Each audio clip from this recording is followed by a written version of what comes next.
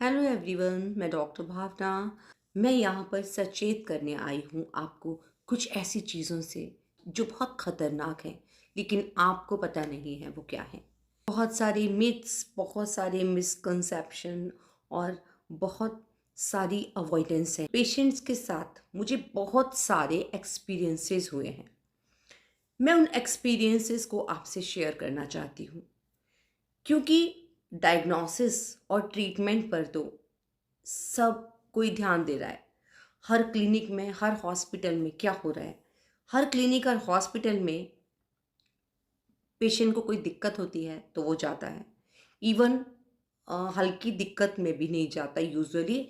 जब बहुत ज़्यादा प्रॉब्लम हो जाती है तब वो जाता है। और उसके बाद उसकी डायग्नोसिस होती है, इन्वेस्टिगेशंस होते हैं, एग्जामिनेशन होता है, फिर उसका ट्रीटमेंट होता है। लेकिन कभी आपने सोचा है कि बीमार होने का वेट करना है फिर जाना है? तो इससे बेटर क्या है? इससे बेटर तो ये है ना कि जिन बीमारियों से हम बहुत ही इजीली बच सकते हैं, उन बीमारियों से बच लिया जाए।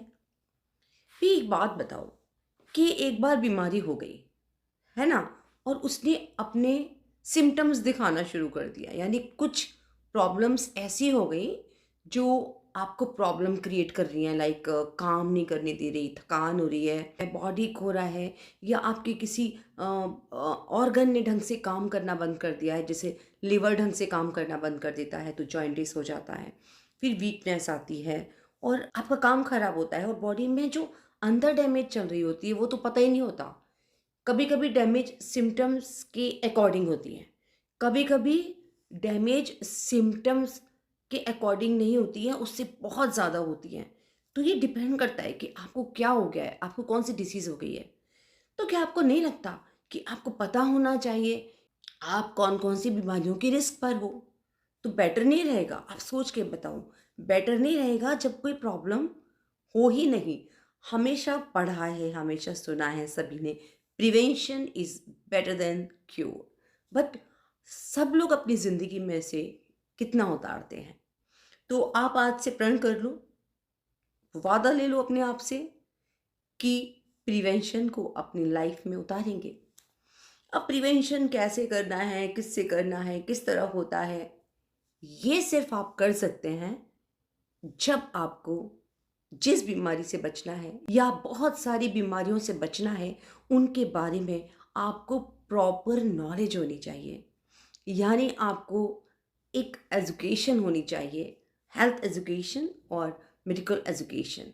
मेडिकल एजुकेशन में इसलिए कह रही हूँ इसको क्योंकि हेल्थ तो आप काफ़ी डाइटिशियंस हैं यहाँ सोशल मीडिया पर, और वेट रिडक्शन प्रोग्राम्स काफ़ी हैं, जिम है, मसल्स बना लेते हो आप लोग, ये सब चीज़ें तो आप कर लेते हो। लेकिन मेडिकल एजुकेशन यानी कभी कभी पेशेंट जानना चाहता है डॉक्टर से कि उसकी रिपोर्ट्स में ये जो पैरामीटर्स हैं वो हैं क्या आखिर। तो यूजुअली क्या होता है, डॉक्टर्स बिजी होते हैं। मैं भी कोशिश हमेशा करती रही हूँ कि पेशेंट को जितना समझा दूँ, लेकिन कभी कभी टाइम की प्रॉब्लम होती है, चाहते हुए भी नहीं आंसर दे सकते। प्लस एक दूसरी चीज़ होती है कि पेशेंट को इतनी नॉलेज नहीं होती उसके बारे में, तो आधी नॉलेज तो दे नहीं सकते। तो मैं बात कर रही थी कि पेशेंट्स को अपनी रिपोर्ट्स समझने में बड़ा इंटरेस्ट होता है, चाहे वो अल्ट्रासाउंड रिपोर्ट आए या वो ब्लड रिपोर्ट आए। वो जानना चाहता है कि इस रिपोर्ट में आखिर क्या है, उसकी बीमारी इन रिपोर्ट से किस तरह मैच करती है। तो पहले तो ये था कि पेशेंट को बस इंटरेस्ट होता था, अभी पेशेंट को शक भी होता है डॉक्टर के ऊपर, और रिपोर्ट्स के ऊपर भी शक होता है, कहीं रिपोर्ट्स तो गलत नहीं आ गई। तो अभी मैं बात करूँगी कि रिपोर्ट्स को किस तरह इंटरप्रिटेट करते हैं। ये पेशेंट्स को पता होना चाहिए या नहीं पता होना चाहिए? अगर डॉक्टर से पूछो तो डॉक्टर्स कहेंगे ये नॉन मेडिकोज़ हैं, इन्हें क्यों पता होना चाहिए? और पेशेंट्स करते भी हैं फिर सवाल पर सवाल पर सवाल पर सवाल। देखिए, सवाल पर सवाल करने का आपको अधिकार है, लेकिन वो एकदम वेस्ट ऑफ टाइम है। बेसिर पैर के सवाल होंगे अगर आपको सब्जेक्ट की बेसिक नॉलेज नहीं है। और दूसरा, डॉक्टर के पास भी टाइम होना चाहिए, डॉक्टर भी इंटरेस्टेड होना चाहिए। तो इस प्रॉब्लम का दो तरह से सॉल्यूशन हो सकता है। कैसे?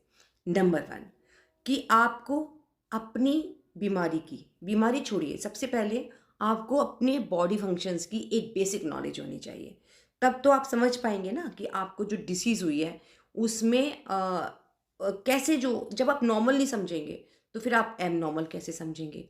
तो पहले आपको नॉर्मल समझना है, तो आपको एजुकेट होना पड़ेगा।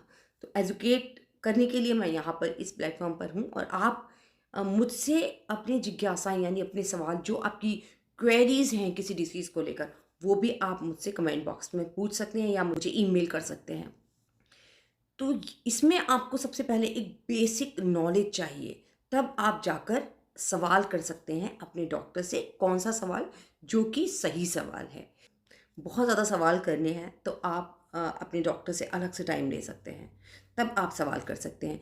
बाकी सवालों के आंसर्स करने के लिए और टाइम देने के लिए भी आप मुझसे जुड़ सकते हैं, आप मुझसे वो सवाल पूछ सकते हैं।